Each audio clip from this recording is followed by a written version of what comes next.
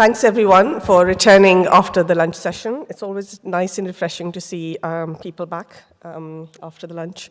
So we're going to briefly talk to you about the DAS intubation guidelines and update on the new guidelines coming up soon. Since the conception of DAS has been known to provide support and framework for its members and guidance as to what the plan should be if they're faced with a difficult or unexpected difficulty in intubation.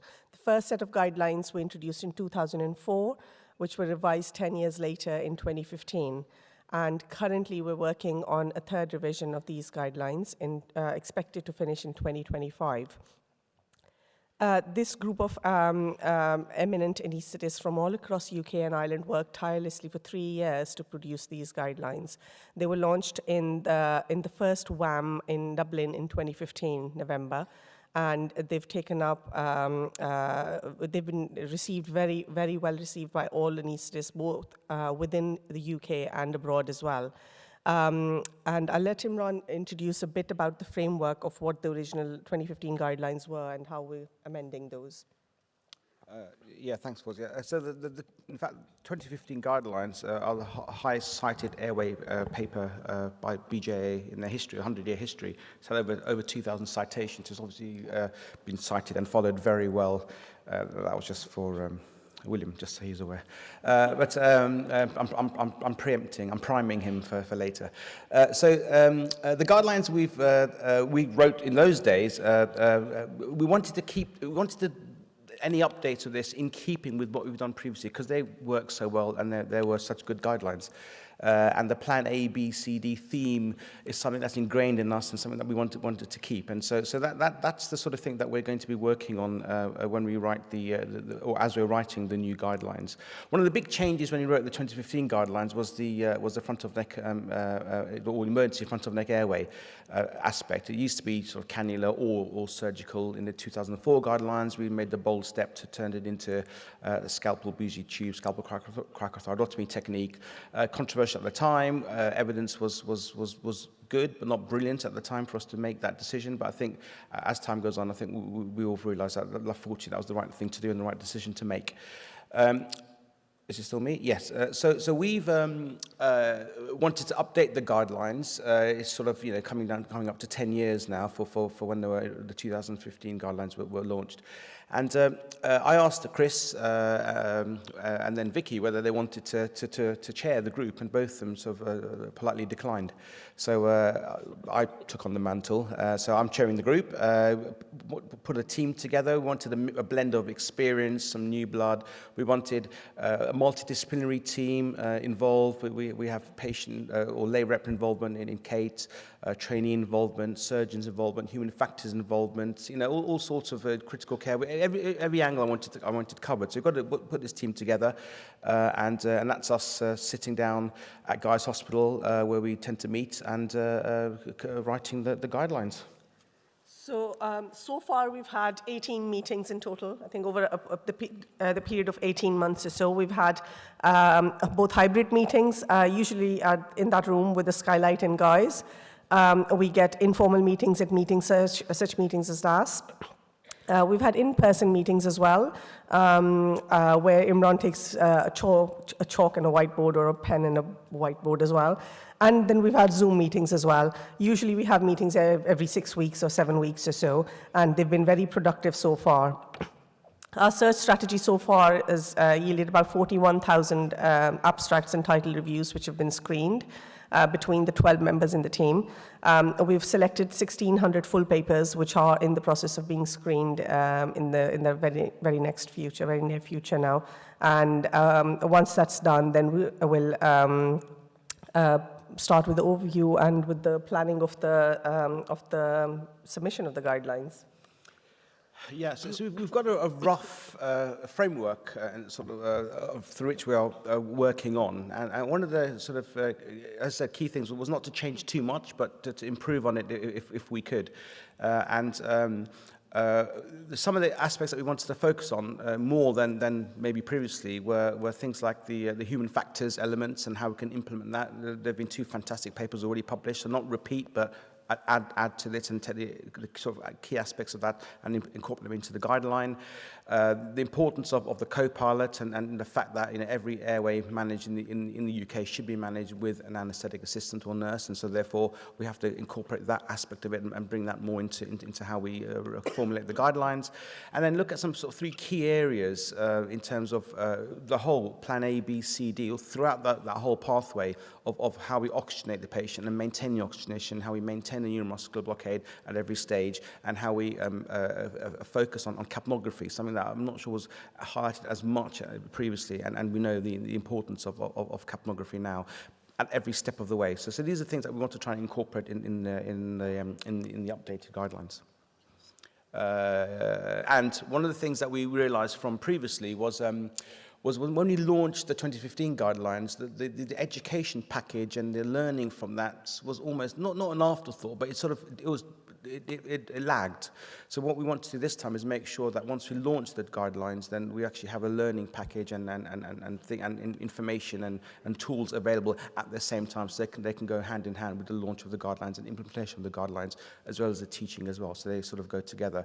So that's something that we definitely learned from the 2015 guidelines. And another thing, as we've started with the meetings and with the pre-planning of the 4 steps in the guidelines, is we've realised that we've spent maximum time discussing the front of neck access, which we thought was already sorted, but actually we've spent a long time discussing the ergonomics, the human factors around it, and how to make it better. Do we need more steps, less steps? Do we need to modify anything or not? We've had 2 wonderful volunteers providing their necks for us to practice on, including Imran and Al.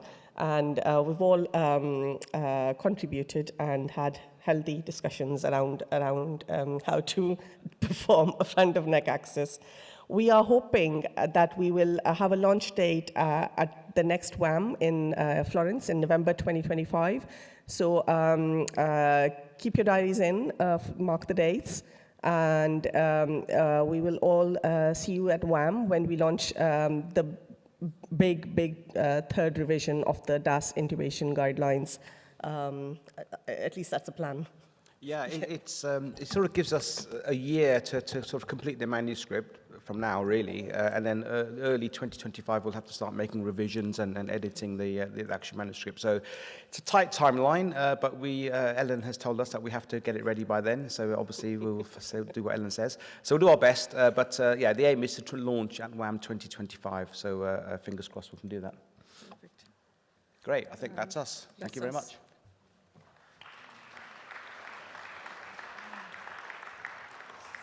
Fantastic, 7.5 minutes. They are on time, so those guidelines will be out.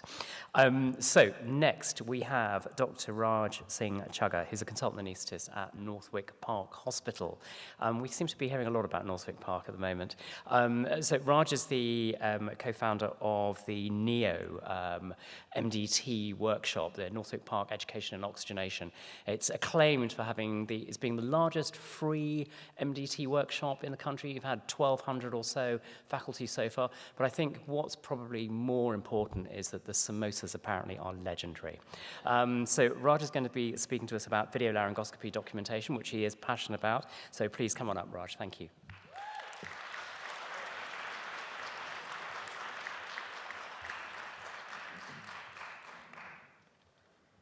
Thanks, Ravi, for that kind introduction.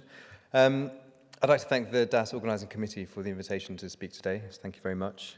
This talk is about the DAS Video Laryngoscopy Documentation Survey and the results. I'd like to acknowledge and thank Dr. Sneh Shah for her contribution to this presentation.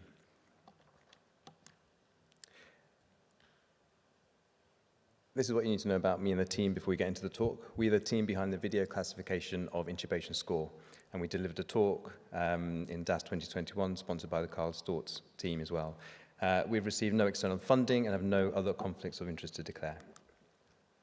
It takes a lot of time and effort to run a successful project, but this is made much easier by having a strong team. The DAS VL survey team is made up of the VCI group, simply because we're passionate about consistently communicating and documenting intubation using a VL. The core group, Doctors David Vaughan, Rajan Saini, Snooj Soni, Michael Berry, Sneh Shah, and myself, were joined by our AO fellow at the time, Dr. Natalie Sylvie. I'd like to show our appreciation to Drs. Abhijoy Chakladar and Alistair McNary for their invaluable input and advice in the preparation and conduct of the survey. And of course, our thanks to everyone who took part in the survey. These are your answers, and we hope they will guide documentation and communication for VL in the future. Why do we document anything at all about tracheal intubation? Firstly, it's best practice to keep clear, accurate records in the medical notes. Secondly, knowledge of how tracheal intubation was achieved is useful in planning and preparation for subsequent airway management of that patient, trying to reduce risk as much as possible. And finally, for medical legal purposes. Everyone attending today knows the use of VL is increasing. In the DAS 2015 guidelines, the role of VL in difficult intubation was recognized and stated that all anaesthetists should be skilled in the use of VL. However, the first and second choice laryngoscope was to be determined by the anaesthetist's experience and training. It was their choice. The consensus guideline from PUMA, the Project for Universal Management of Airways, recommends routine use. And where VL is not immediately available, then their recommendation is seen as aspirational. There's mounting evidence of improved safety of VL compared to direct laryngoscopy. Just have to read the excellent Cochrane review by Hansel et al. So the recommendation for VL is evolving from just being available to being used first line. When we use direct laryngoscopy, we document a Cormack and Lane grade. It's not a perfect score, but the relationship between lots of anatomy in the way of that direct line of sight and the mutually dependent higher Cormack and Lane score and a more difficult intubation is well established. It's understood across the globe. It's a common language. There isn't an equivalent for VL. So what's the difference with VL? Why does DL not equal VL? VLs have a camera positioned in the distal third of the blade. If you relate that back to the anatomy, essentially, your viewpoint is already beyond most, if not all, of the obstructing anatomy for DL techniques. What that means is that almost always the view you get from VL is far superior to DL. But glottic view alone tells you only what's seen, not how it was achieved. For example, was a Macintosh-shaped blade used or a hyperangulated blade? There's no information about tube delivery either. And the reason that's important is shown here. These are some statements used to describe tracheal intubation using VL. How meaningful or reproducible is the information that we share? For example, how do I use this information to prepare for the case? Should I use a Mac blade, hyperangulated blade for my first attempt? Understanding blade shape is crucial to the performance of VL. Currently, blade shape is, for the most, Macintosh or hyperangulated. And more recently, we've seen the introduction of straight blades. Why is this important? It's important because it's the geometry, not the manufacturer, that defines the use, the geometry of the blade. And as you can see, we're starting to build a picture now of what are the issues with communicating the use of video laryngoscopy. A consistent approach to communicating use of VL in a meaningful way is needed. Cormack and Lane has been used in the absence of a universally accepted scoring system, and several scoring systems have been suggested, but haven't been widely adopted. So currently we're all speaking slightly different languages. The last survey, looking at documentation of tracheal intubation, was in the last century. VL has been around for almost 25 years now. So one of the drivers for this survey was the change in landscape of airway management and the now widespread use of VL. Our methods: a DAS-coordinated survey was conducted and data collected via 3 sources of respondents: an email invitation to all DAS members, delegates at this meeting last year, if they had not already done so, and finally, the survey link was publicized to beyond DAS members via Twitter, as it was then, and this was the first extension into Twitter for a DAS survey. 794 DAS members responded, 23 from the DAS meeting last year, and 402 from Twitter. Today, we present the 1,018 responses from doctors only. Unsurprisingly, the vast majority of our respondents were doctors, who accounted for almost 90%. I'll concentrate on their responses in this presentation. Similarly, and it's not surprising, that most of the doctor respondents' main area of practice was anesthesia, and most had more than 8 years of clinical experience in their current role. This graph shows how often respondents review previous anesthetic records to plan airway management. We can see that the majority of respondents recognize the value of previously documented airway management when planning an airway strategy in their practice, the 2 bars on the right-hand side of the slide. However, a small proportion of respondents limited their record reviews to patients with anticipated or known challenges. This is relevant. This is relevant because we know from recent analysis of the difficult airway database that approximately 4 in 10 difficult airways are unanticipated, as in you're falsely reassured by your anesthetic examination. The next question looked at which system respondents used to personally document intubation using VL. Several options were provided, and more than one option could be selected. Cormac and Lane is clearly used frequently, and we've discussed why this may not be appropriate. We can see variation in the use of the other systems as well. Free text comments were also possible, and we've categorized the most frequent free text comments in this slide here. We then asked about whether blade shape was specifically commented upon when various options are available for that particular device. Over 70 respondents reported that they always comment on blade shape. However, a quarter of respondents occasionally or never do so. Of these, some respondents reported that their institutions exclusively use a particular VL blade, leading them to omit documentation of blade shape. Others only document when using a Macintosh blade, and others still when not using a hyperangulated blade. So there's a lack of recognition that some devices may have different blade shapes and hence need a different technique. We asked respondents about whether they commented specifically on the ease of tube passage when documenting tracheal intubation using VL.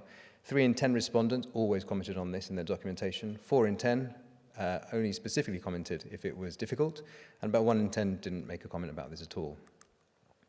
And we can see that few organizations have a standardized system for documenting tracheal intubation using VL, though some were restricted by the options on the electronic health record system that their organizations were using. Although 74% of respondents did not have a standardized method of documenting VL within their own organization, the large majority, 91% of survey respondents, believe that documentation of tracheal intubation using VL should be standardized. That being said, there remains variability in opinion about which system should be used.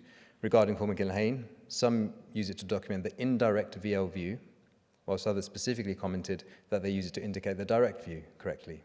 That confuses things slightly.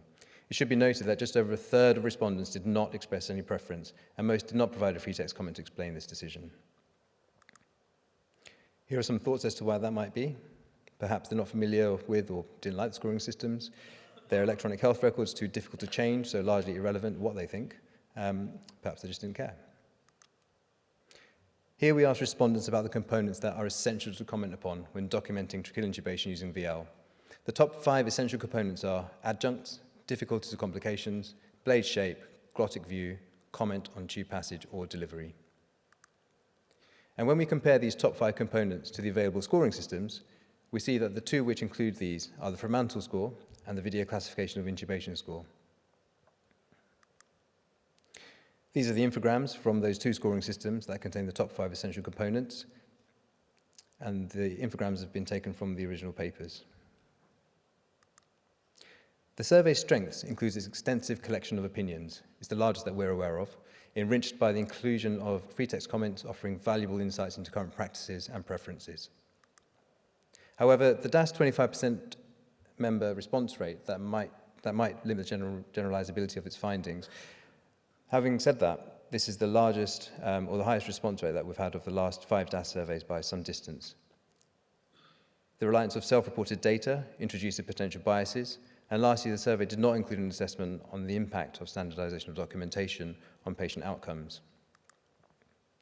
So in summary, several methods are available to record tracheal intubation using video laryngoscopy. Healthcare professionals inconsistently document specifics, resulting in varying terminology, depth of information, and there's a presumption of methods or equipment used within different organizations or individuals.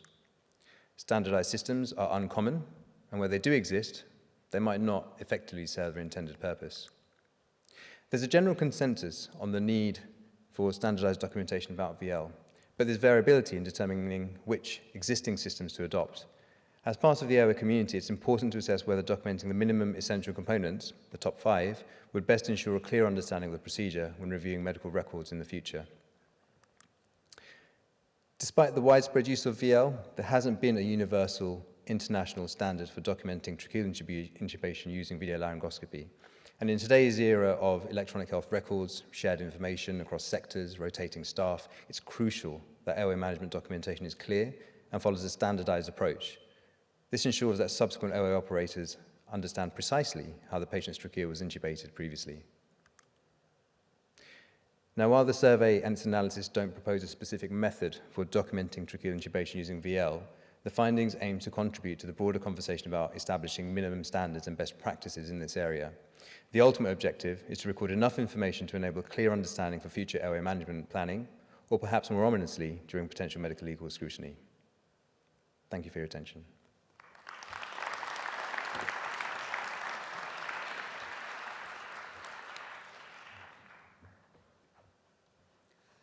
Thank you, and thank you for keeping to time as well. We might actually make up some time in this session.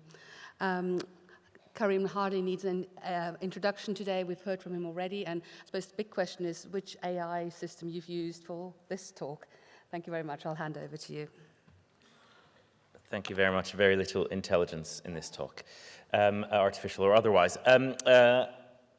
Thanks for giving me the opportunity to talk about airway terminology and outcome measures, which is one of the DAS projects that has been grumbling along for some time and only got kick-started properly about nearly a year ago or so. I'm going to give a little bit of background on what this project is and why it's kind of important, and maybe get everyone on board with what we're going to be doing, and hopefully get all of you involved at some point. So we looked at airway management research. And what we did is we did a systematic review, which we published in 2017, 2018. And we looked at what we were actually doing in airway management and what sort of research we were doing. And we, in the systematic review, it was kind of a bibliometric review, trying to tell us what outcomes we're looking at, what investigations we're doing, what interventions, what patient groups, whether it's Madigan, et cetera, and we included 1,500 studies. And in the clinical studies, what we found was there were 77 different primary outcome categories, right? So we're all investigating airway management, but we're looking at a bunch of different outcomes. And that was really, really very messy. And when you look, we put together this figure comparing what sort of outcomes were actually being measured and the frequency of it. And we found that, the most frequent outcomes that were being measured and reported in these studies was success rate and procedure time. What those mean, how you define them, highly variable. But what we found was there was a huge degree of variability, there was a lot of inconsistency, and it was a mess. And this mess of primary outcome reporting has kind of continued and perpetuated. An example which was published recently, which is a fantastic paper, again, QR codes if you want to read the paper, really good paper, is the N-Team study published earlier this year. If you just have a look at the outcomes that they reported in this study. So I've only got 10 minutes, but SpO2 less than 90, systolic blood pressure less than 80, loss of cardiac output, blah, blah, blah, blah, blah, blah, blah, critical SpO2 less than 80, systolic blood pressure less than 80, just lots of different definitions, lots of different ways that they're reporting all of these outcomes, and it's just very, very confusing and not standardized. Very messy. Really, I mean, it's not their fault at all, because they've done a fantastic job, but they probably had very little guidance on what really mattered. They probably had very little guidance on what was important, what they really should be seeking, measuring, reporting, and analyzing. So in the Cochrane review by Jan Hansel, Tim Cook and colleagues that was published last year, which I'm very confident that everyone in this audience knows about and has read about, they actually tried to categorize the outcomes as critical outcomes and important outcomes. Now that was a really smart thing to do because you have to find a way of filtering through all of the outcomes that are reported, and you have to find a way of kind of deciding what you really want to prioritize in airway management, and in this one, in intratracheal intubation. And they put a call out in that paper for a core outcome set to be validated and used for all future research. We talked about first pass success earlier on today. I talked about it in terms of success rate in the studies that had been published. And, in one of the most talked about studies recently is the device trial. We talked a little bit about it earlier on, which was published in the New England Journal. And they had a definition for first pass success rate, which was their primary outcome. And they had a secondary outcome, which was timing. So really, we've got this study is what many would see as the pinnacle of outcome reporting, which is published in the New England Journal. And they just chose these two outcomes for no particular reason other than the fact that they thought that they were kind of important. And are they important, first pass success? Well, it might be, but I don't know. What is wrong with first pass success rate? Well, it's easily gamed. You could easily manipulate, adjust the results, adjust your technique to improve first pass success rate with one technique over the other. It's based on a single device category, so you can't really generalize it. And does a patient really care about first pass success rate? We know that first pass success rate may be associated with an improved final outcome, but actually we don't have really strong evidence about that. And it's not really patient-centered. So again, I touched upon this earlier on today, which is first-pass success without adverse events. I think that's kind of an interesting take on it, because it's the adverse events that really matters to patients, not the success rate. But actually, they want to have a good outcome, and they don't want any adverse outcomes. So that was kind of a little teaser of what some of the issues that we may have with outcomes in airway research. And, you know, why does it matter to us? Why does it matter to most of us? Is actually, you know, we're all looking at different things. So that means we're going to have to do more studies and maybe have more guidelines. And it makes it difficult to interpret things, because one person's first pass success may be defined completely differently to another person's first pass success. One person's hypoxia may be a completely different number to another person's hypoxia. That's why they said hypoxia is less than 90% or less than 80% for severe hypoxia. Who would say that less than 92% is hypoxic? Put your hands up. Okay, and who would say actually it's less than 93%? Okay, we don't know. I mean, does it matter? I don't know, really, but we need to kind of speak the same language. We don't know what hypoxia actually means, and the hypoxia that matters. So it's difficult to compare, and we need to work out what really matters. And that's kind of what the whole point of the project is to come together and define a core outcome and agree terminology and language so we're all speaking the same language. Very briefly, a core outcome set is effectively standardized outcomes that we recommend to be measured and reported as a minimum in all clinical trials in that disease category or trial population. So it's not saying this is the one that has to be the primary outcome. It's not saying that you cannot measure anything other than these outcomes. It's saying that actually these are the outcomes that every study should be reporting. And you know what? This is how we define them.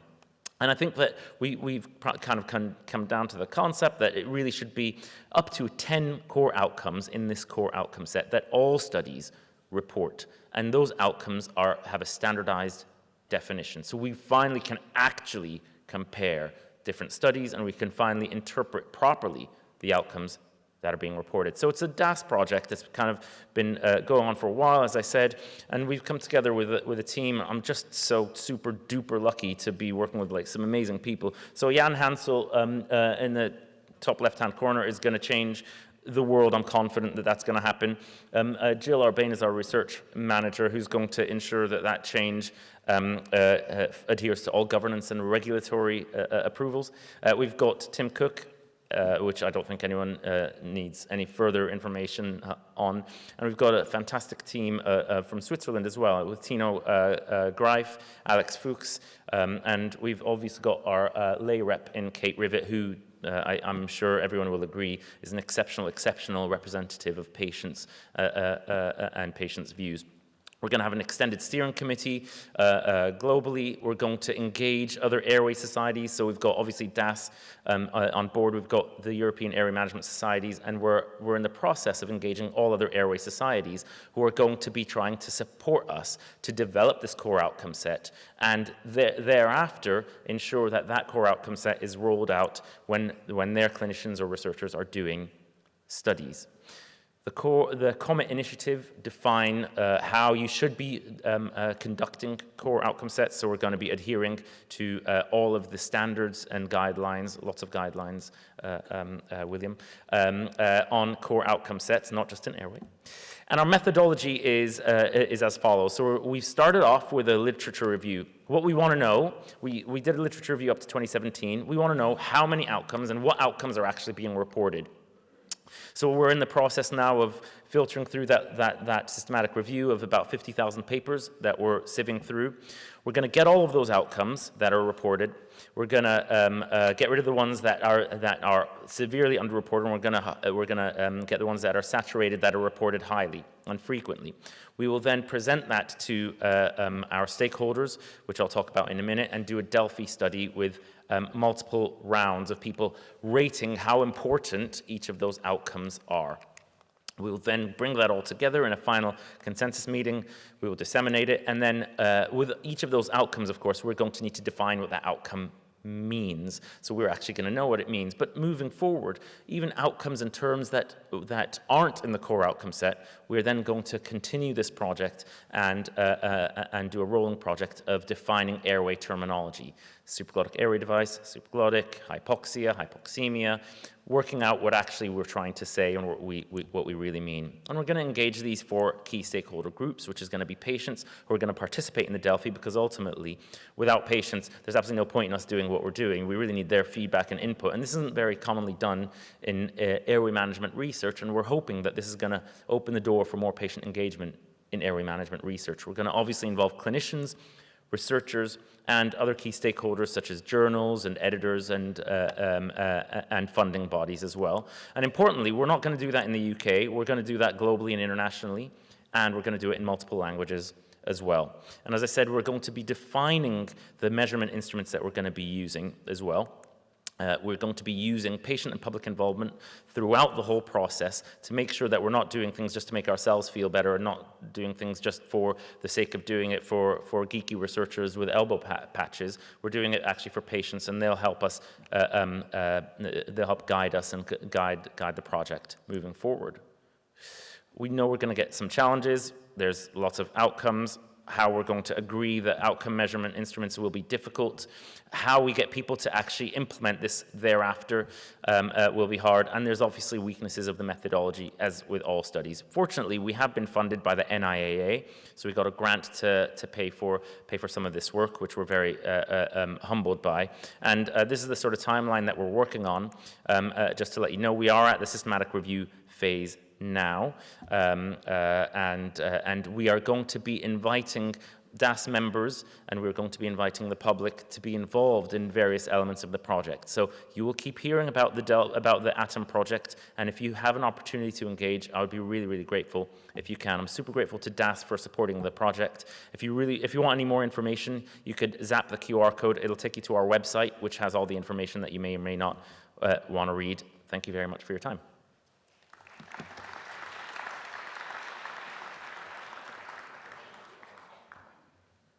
Fantastic. That was a whirlwind through Atom. Fantastic. We are going to have Dr. Sandy Sudan present to us now.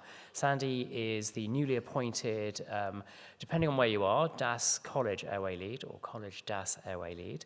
And he is a consultant at Brighton Hospital. He's been an airway workshop and airway teacher for very many years. So I think he's going to fill this role fantastically. Sandy.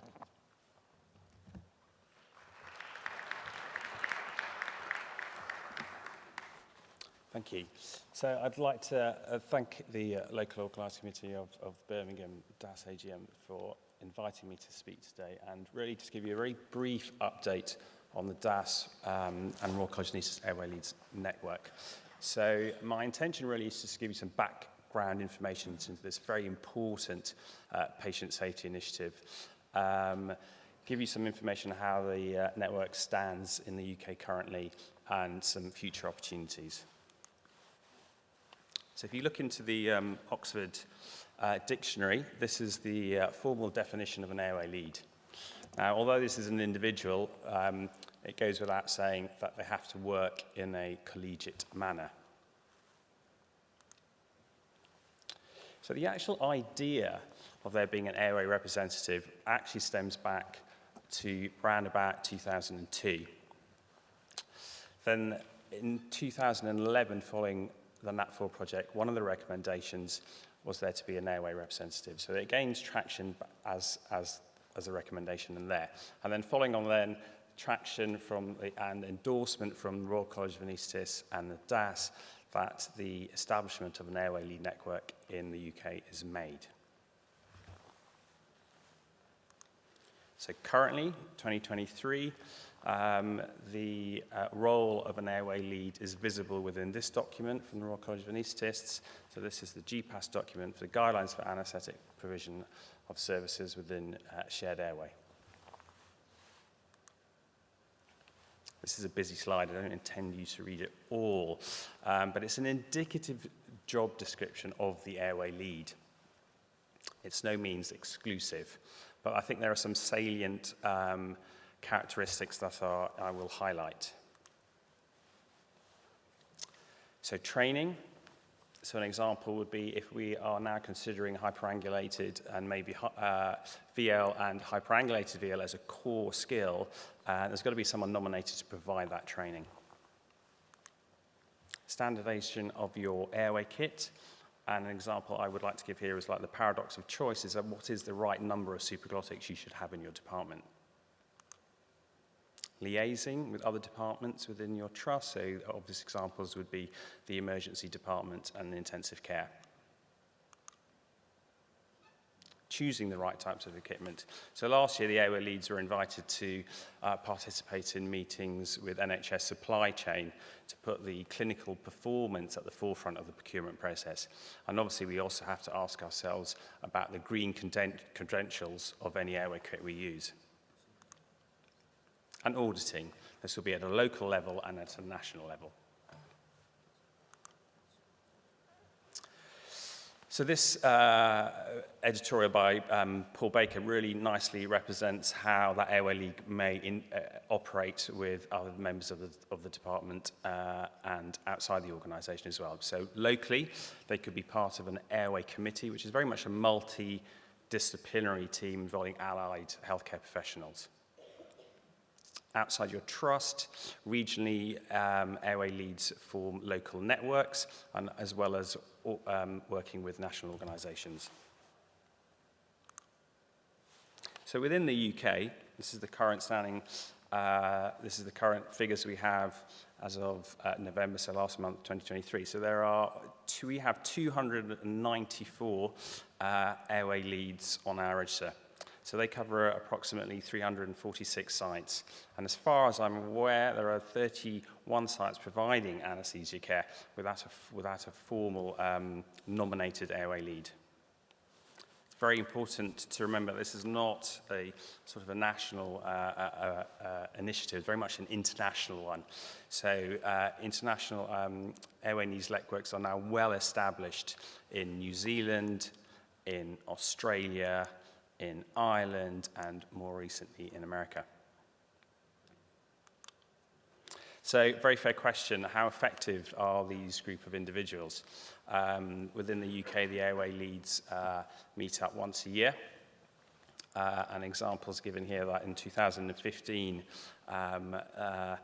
they were very instrumental and, in fact, named the No Trace, Wrong Place campaign.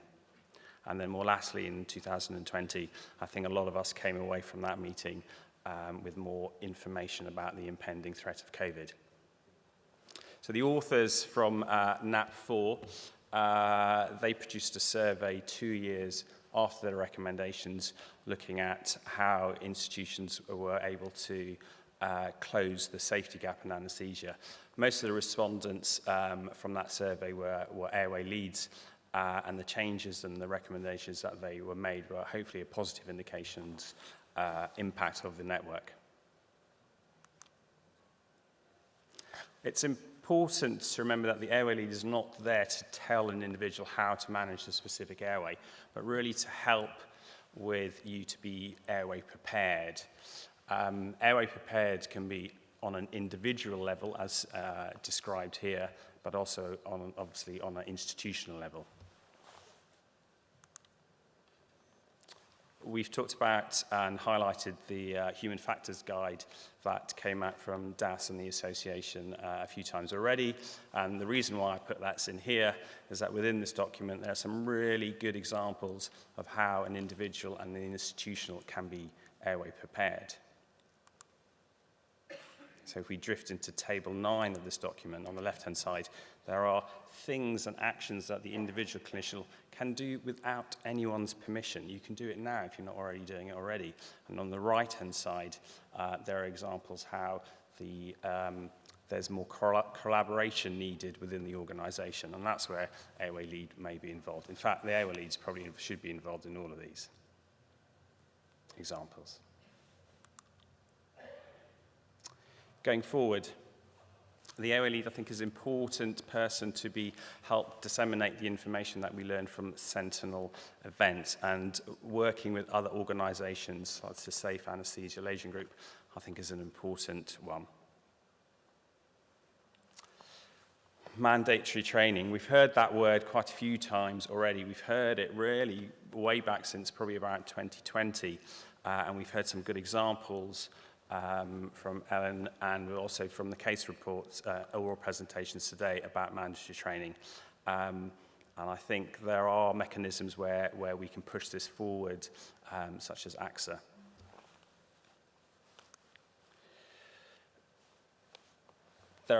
The recommendations from NAP 7 include 2 obvious examples where mandatory training can be used for all the people that work within the anaesthetic room.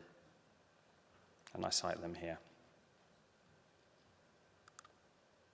So to summarise, the Airway Lead Network is a very important and continues to be important patient safety initiative where we can all learn from each other, both within and outside the hospital and internationally. So lots of collaboration. It's important that we address those sites where there isn't a nominated airway lead. And I would like to take this opportunity to thank the work of the airway leads that are out there in the audience. It would be remiss of me not to name these 2 individuals within my presentation. So Dr. Alison McNary for his drive and enthusiasm in setting up the network, and Dr. Adrian Pearce for being that person to first mention the need for an airway representative. Save the date slide. So March 15th for the airway leads is the next date that we will be holding in 2024, where we will continue the sessions of the best practice and soapbox. And I leave you there with the contact email address for the airway leads. Thank you.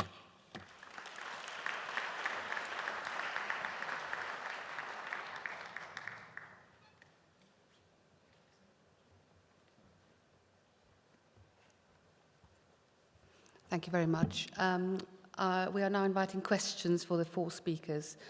If you could just, there are some microphones at the front here, and there's also a roving microphone at the front if somebody needs it.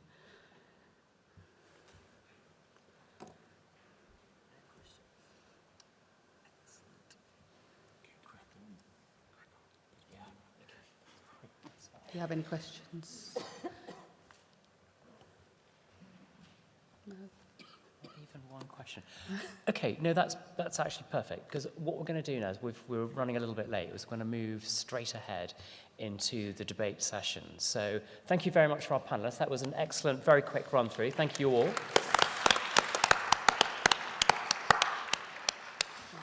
And yes, let's look forward to some fireworks now.